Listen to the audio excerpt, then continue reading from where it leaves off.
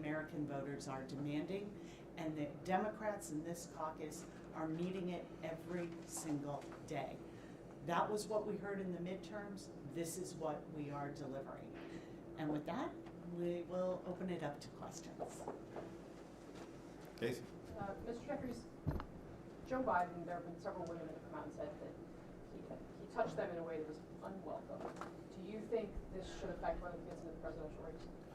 Well, these are serious allegations. They've been raised by serious individuals, and they deserve a serious evaluation as to how Joe Biden should proceed. But that's a decision that he needs to make on his own. Mr. Jeffries, I'm curious what your proposal is for the situation with migrants at the border. Do you support the Julian Castro plan to raise refugee quotas and end criminal penalties for immigrating to the country illegally? Well, we are in the process of having a collective House Democratic Caucus-led discussion, inclusive of the leadership of the relevant committees, including Chairman Jerry Nadler, as well as Chairman Benny Thompson of the Homeland Security Committee. So I don't want to comment one way or the other on Julian Castro's proposal. What is clear is that, you know, the president is in meltdown mode as it relates to the situation at the border. And Exhibit A of that fact is the notion that he would cut off aid unilaterally to the Central American Northern Triangle countries of Guatemala, Honduras, and El Salvador. That is the last thing that we should be doing, because it is the humanitarian crisis and the security crisis in these countries that is leading to the migration patterns that we are witnessing at the southern border. Does that exacerbate the problem in your view? The cutting off aid to those Cutting off aid would absolutely exacerbate the problem, and that is a sentiment shared by both Democrats and Republicans. Can I just add to that, competing for the very worst of ideas is this idea of completely closing the southern border. And reports are coming out that we're beginning to see the administration move that way, pulling Border Patrol out of our ports, pulling them out of our ports of entry. There couldn't be a worse plan. Just when you think the wall was the very worst plan for addressing comprehensive immigration reform, the president this week says we're going to cut off potentially $2 billion of trade every single day that happens across our southern border, that we have ignored and put into place cruel separation policies that have been not only amoral but ineffective. And we're going to double down on that by closing our borders. This is a president who is veering from, amoral, not well thought out policies to very dangerous, destabilizing policies. This is a dramatic action, and just because we see outrageous policy ideas from this White House every single week, we have to stand up and pay attention to this. This is not good for our economy. This sends a terrible message about who we are as Americans, and we have to get back to how do we solve this problem? How do we make sure that we have comprehensive immigration reform that can, get us the judges and the personnel that we need, not only for national security, but to address migrants who are coming to this country. By saying he's taking away the foreign aid from the Central American countries and potentially closing our border are two huge steps in the wrong direction. What about this idea that you guys want to full Mueller report, that we're doing they have to do some heavy redactions here, and the idea that that it may look too redacted, therefore they send up kind of a memo on steroids, something that is not quite the report, it's again yet another interpretation. How do you guys get at that if they're going to follow the law, which says, okay, we have to protect methods and sources, intelligence stuff, but still get what you want if they send up something that is just kind of more of an amped up memorandum of a couple weeks ago? Well, there are three areas for potential redaction. One, sources and methods. We agree that to the extent that intelligence, sources, and methods would be revealed in the Mueller report, that is a reasonable basis for redactions to take place. The second ground for potential redaction is grand jury material. Now, there's a presumption of privacy with respect to grand jury material, but that can be overcome when there is a compelling public interest. The attack on our democracy, led by Russian spies to sell out our democracy in order to try and artificially place Donald Trump at 1600 Pennsylvania Avenue, which 17 different intelligence agencies agreed was the case, is a compelling public interest, and we need the entirety of the truth in that regard. The third area of potential redaction relates to unindicted individuals who may have been part of the investigation. The case hasn't been made yet as it relates to what the Attorney General may do in that area, but he should pay attention to prior Republican precedent that was set in the last Congress related to Hillary Clinton, Andy McCabe, Lisa Page, and Peter Strzok. But let me just follow up there, though. Aren't you guys sending two messages when you say, okay, protect the sources and methods, grand jury information, everything else, but give us the whole report, and Chairman Adler's deadline was today? Aren't those counter messages? I don't think they're counter messages at all. I mean, the Attorney General seems to proceed with speed when he feels it's in the interest of the narrative that he wanted to project over the prior weekend when he issued that 4-page synopsis of what he believed to be in the Mueller report. We set a deadline for today. We'll see what happens by 5 p.m.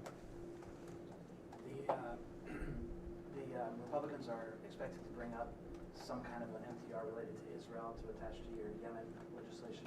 How do you keep this from turning into an intra-party fight within Democrats about Israel, similar to what happened when Ilhan Omar made certain comments? The overwhelming majority of the House Democratic Caucus is strongly pro-Israel, period, full stop. We're not going to speculate on what the MTR will be, other than to know it will be a straight-up procedural gimmick. Quick follow-up on Chad's question. How do you expect grand jury information simply not to be released in all of this without essentially breaking the law as far as Mueller is concerned? I mean, grand jury information is simply not allowed to be released, and I'm curious just your thoughts on this. Well, that's an inaccurate statement of the law, in my view. There's a presumption of grand jury secrecy that one can be overcome by the judge presiding over the grand jury, as was done in the past, including as it relates to the Starr report. That presumption of grand jury secrecy can also be overcome when there's an overwhelming public interest, which clearly exists in this case. You said that health care will be the defining issue of this Congress. Has the Democratic Caucus itself defined what it wants in health care and how you're going to proceed with this Congress? Yes, and I'm going to let Katherine respond to that as well, but we've been very clear as part of our For the People agenda. Our lead focus is on lowering health care costs, beginning with our effort to drive down the high cost of life-saving prescription drugs. We believe that in a country that is the wealthiest in the history of the world, no American should ever have to choose between putting food on the table, paying the rent, or getting access to the life-saving medicine they need to survive. That is why, in the healthcare space, in addition to fighting to strengthen the Affordable Care Act and protect people with pre-existing conditions, given the relentless Republican assault, we will also be working on a bipartisan approach to driving down the high cost of life-saving prescription drugs. Question in the back? Back here, please. Thank you. From both of you, I wonder if we could have your thoughts on this Scalise petition to discharge on the Born Again proposal. What do you make of it if Democrats some Democrats end up supporting that? Yeah. Well, I didn't let Katherine respond to the prior question, so I'll let her respond on health care, but you also want to respond to this? Yeah, I'm unfamiliar with the Scalise petition. Ms. Clark, do you have any I insight? also am unfamiliar with the Scalise petition, but I can tell you this. The Democratic caucus is overwhelmingly pro-choice. That is part of our plank, that we believe that those decisions are between a woman, her family, her doctor, and her faith, full stop. Piggybacking on Chad's question regarding conflicting messages, this morning members of the Judiciary Committee said explicitly they don't want any redactions made, but it sounds like you're saying certain redactions should be allowed. Is that, I mean, those are not two different messages, are they? No, I think Jerry Nadler has repeatedly said that he understands that to the extent that sources and methods from the intelligence community could be revealed in the context of the Mueller report, that would be an appropriate set of redactions. Beyond that, I think we're all in agreement that anything else would be subterfuge put forth to try to shield the contents of the Mueller report from the American people. AOC, Ayanna Pressley, and Ro Khanna have been critical of the D-TRIP's position change on working with consultants who are supporting or working with challengers. I'm curious if you can speak to the division that this has caused between the caucus, and whether you think the policy change is a good idea. Well, I support the notion that the primary purpose of the Democratic Congressional Campaign Committee is to elect Democrats in tough districts so we can either win the majority or hold the majority. Mr. Chairman, can you talk a little bit about the decision to invite Chairman Powell to the retreat, what you hope to hear from him about, and also wanted to ask if you anticipate any administration officials potentially attending, particularly on the topics of infrastructure, prescription drug prices, or the places where you guys think you can work with Republicans? Well, at this point, we don't anticipate any participation from administration officials, but we're still about 9 days away from the issues conference. We'll see what happens moving forward. There's ongoing discussions with the Trump administration on a daily basis to figure out ways that we can work together, particularly as it relates to driving down the high cost of life-saving prescription drugs, as well as on infrastructure. The invitation to Chairman Powell speaks for itself. We obviously have an important role to play as it relates to fiscal policy. He has a tremendously important role to play as it relates to monetary policy, which will be essential to the future of our country and our economy, and members are excited to hear from him. A follow-up on the DCCC question. Do you think that their new policies, does that still leave room for primary challengers, or are you concerned that that's going to push out new blood from entering the caucus? Well, from the perspective of the House Democratic Caucus, we are in the midst of ongoing conversations because we embrace the notion that members can put forth different perspectives, but at the end of the day, the reality is the DCCC has a singular mission, which is to protect and preserve the majority. The stakes are high in that regard, and they relate to things like stripping away health care protections from more than 100 million Americans with pre-existing conditions. They relate to the situation on the border, where House Democrats have one perspective and the Republican Party clearly has a different perspective, somewhat anchored in the president's xenophobic tendencies. The stakes are incredibly high, which is why at the end of the day, the core mission of the DCCC is to make sure that House Democrats remain in the majority so we can continue to fight for the people. I would just add on that I have heard concerns, and we take those seriously, and I know there are ongoing meetings with concerned parties and DCCC, but the focus of this caucus is not on political consultants. It is on our ability to protect the vote. It's what we saw in H.R. 1, to make sure that it is accessible without barriers. And again, that is an example of one of the main planks of our For the People agenda that is just sitting at the door of the Senate. If we want to have open and free elections, Democrats are very clear-eyed.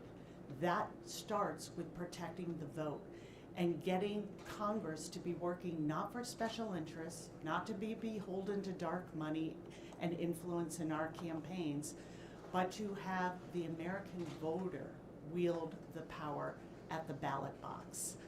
That's why we passed H.R. 1 and made it our very first bill, and we urge the Senate to listen to that, to protect our elections going forward, and pass that bill in the Senate. One last question in the back. Representative Clark, you spoke about Democratic policies piling up on the door of the Senate.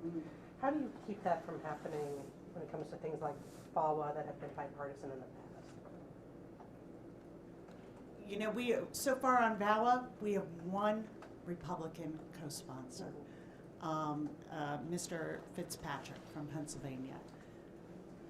We would hope that our Republican colleagues are going to listen to their constituents, who understand that domestic violence, the kind of violence that women face, has nothing to do with their political ideology. This is about ensuring the safety and security of women in their communities, and all those children, men, also impacted by domestic violence.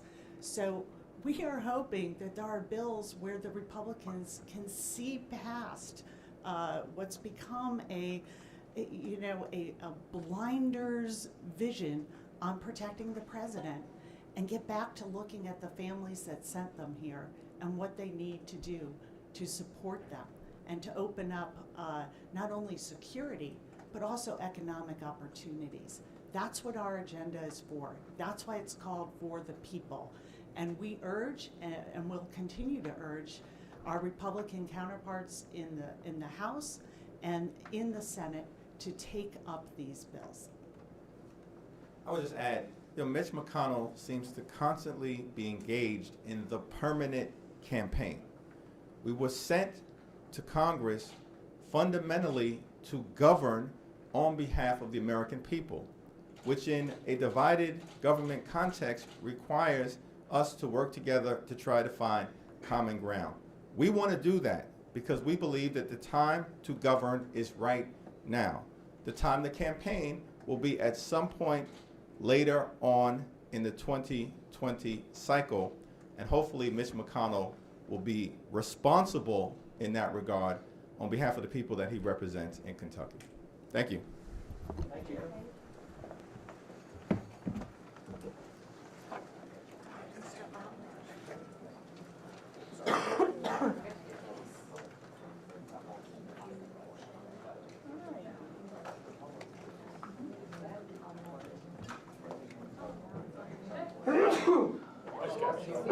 Pardon me. We're here, and I can tell you what I experienced in my town.